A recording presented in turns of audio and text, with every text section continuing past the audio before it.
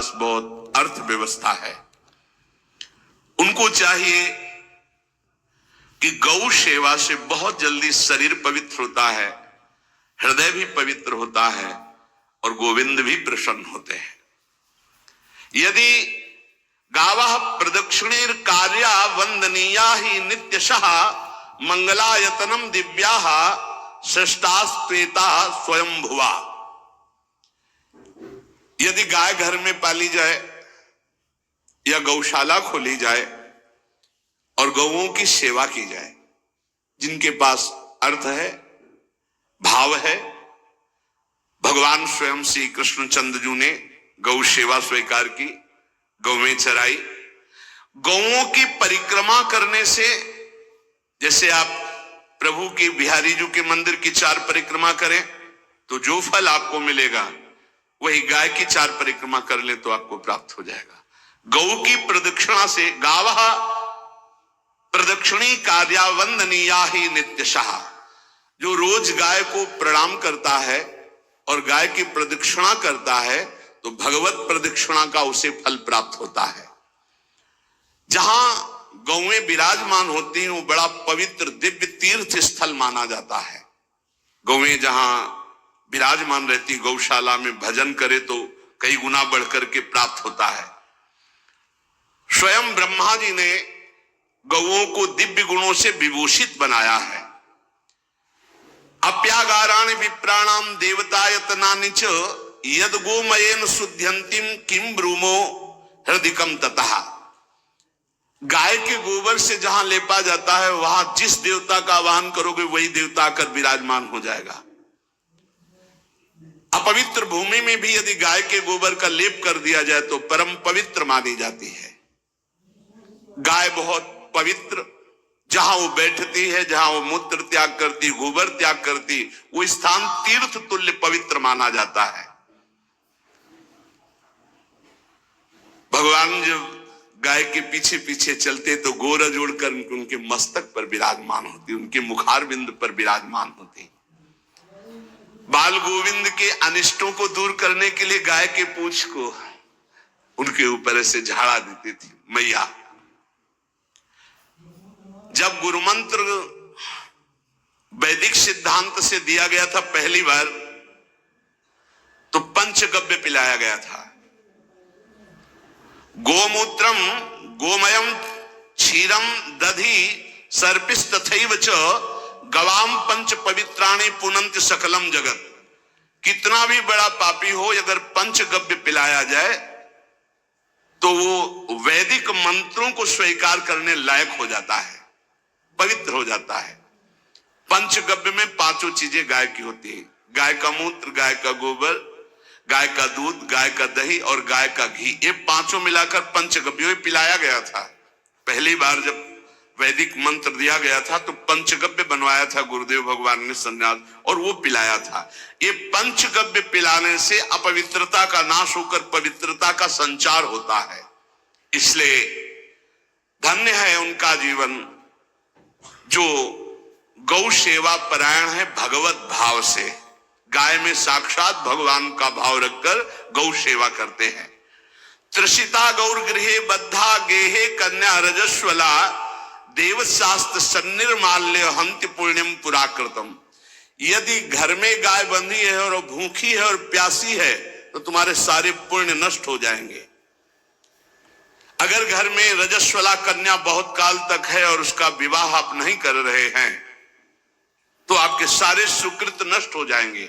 यदि घर में ठाकुर जी विराजमान हो, कर का पहनाया हुआ माला सुबह तुमने देख लिया तो तुम्हारे सारे पुण्य नष्ट हो जाएंगे, क्योंकि शयन कराते समय तुमने उतारा नहीं, अर्थात तुम सेवा में प्रमाद करते हो। तो देवतास्त्र सन्निर्माल्य हंति पुण्यम पुराकृतम। जैसे सुबह श्रृंगार किया तो रात्रि के शयन के समय वो हटा लेने चाहिए माले। जब हम शयन कराते हैं तो भले पुष्प शैया पे शयन कराएं पर माला नहीं धारण कराएं। श्रृंगार का माला अगर दूसरे दिन दर्शन किए क्यों पहने ठाकुर जी तो तुम्हारे सुकृत नष्ट हो जाएंगे। गाय बंदी हो घर में, वो प्यासी है और भूखी है, तुम्हारे सुकृत नष्ट हो जाएंगे। त्रिषिता गौर गृहे बद्धा, क्योंकि तुम्हारे पास है। सेवा करना चाहिए। यो वै गाम प्रतिसिद्धेन्त चरंतिम च स्वतरणम नरः तस्य पूर्वे च पितरः कंपन्ते पतनोन्मुखा। यदि गाय हरी हरी घास चर रही कहीं और तुमने डंडा ऊपर प्रहार किया, लाठी मारी, तो तुम्हारे पितर खोपड़ी के बल नरक जाने के लिए तैयार हो गए। ये लिखा है। चरंतिम स्वम तृणम नरः तो तस्य पूर्वे च पितरः कंपन्ते पतनोन्मुखा। It's finally time for you to own a flip phone under 50,000 rupees. Motorola Razr 50 में सेगमेंट का लार्जेस्ट एक्सटर्नल डिस्प्ले और साथ में Gemini AI, Google photos. You can pretty much do everything without ever opening your device. इसका जो AI powered camera है ना, अच्छे फोटोज लेते। इसीलिए क्या भारत से कहीं किसी की तुलना हो सकती है, जहां गौ को माता की पदवी दी गई, जहां गौ को हम आराध्य देव के रूप में मानते हैं, आराधना करते हैं। गौ रक्षा, गौ सेवा, ये बहुत बड़ा इसमें छुपा हुआ है। स्वयं भगवान अवतरित होकर गौ रक्षा, जब गाय के रूप में पृथ्वी रमाती तो भगवान का अवतार हुआ है। बड़ा विचित्र समय आता चला जा रहा है कि अब आधुनिक यंत्रों की ऐसी सेवाएं हो गई बड़ी बड़ी कि अब न बैल की जरूरत है, और ऐसे दूध की महंगाई बन गई कि अब देसी गाय 2 लीटर 3 लीटर 4 लीटर, और ऐसी ऐसी कि 20-20 25-25 लीटर दे तो कौन देसी गाय को। तो गौओं का सेवा का भावना शास्त्र आज्ञा करता है कि जो प्रतिदिन अग्रग्रासे परोभावा कर्तव्यो भक्ति तोन्वहम अकृत्वा स्वयं आहारम कुर्वन् नाप्नोति दुर्गतिम।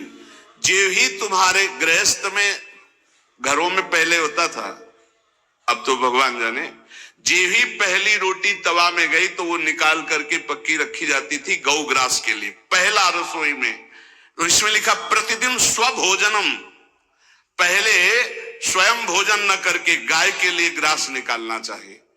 तो जिनके पास अर्थव्यवस्था जो गृहस्थ धर्म में है या जिनके पास अर्थ है, कुछ रोज 1 रुपया निकालो।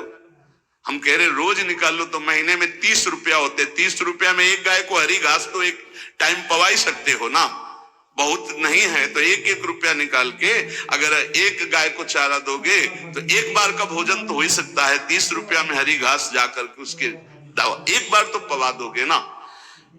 अग्रग्रासे परोभावा कर्तव्य भक्ति तोन्वहम, भक्ति पूर्वक गाय को 1 ग्रास भोजन में 1 रोटी तो निकालना चाहिए गाय के लिए, ऐसा शास्त्र आज्ञा कहता है।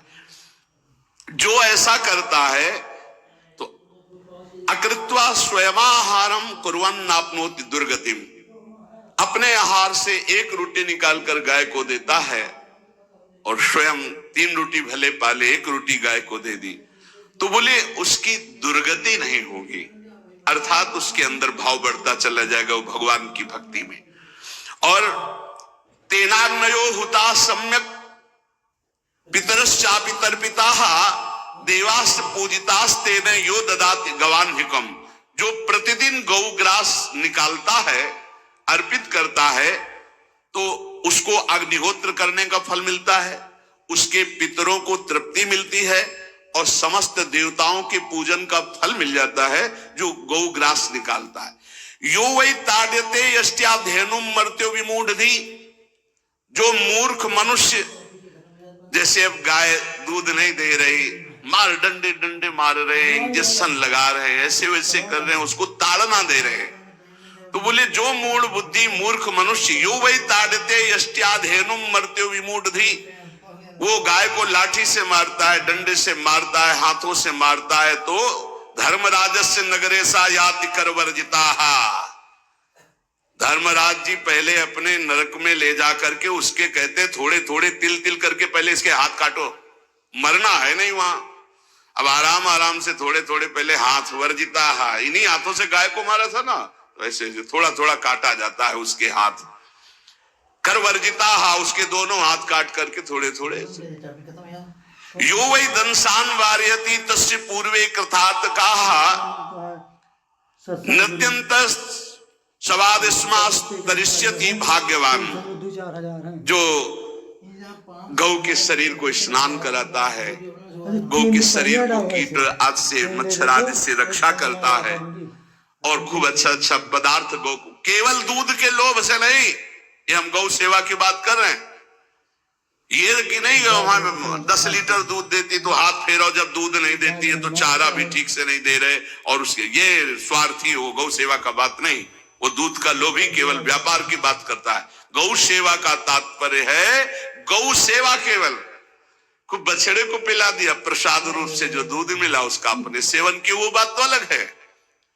अब बछड़े को तो जरा सा केवल पिन्हाने के लिए कर दिया और खूब सारा दूध लीटर में नाप करके जा रहा है और उस समय तक तो खवाओ पियाओगे ही खूब अच्छे से। इसके बाद जब दूध देना बंद किया तो उसका आदर सत्कार खत्म, खोल के बाहर ऐसे वो प्लास्टिक खाते घूम रही है, तो ये गौ सेवा नहीं मानी जाएगी, वो स्वार्थ पूर्ति मानी जाएगी।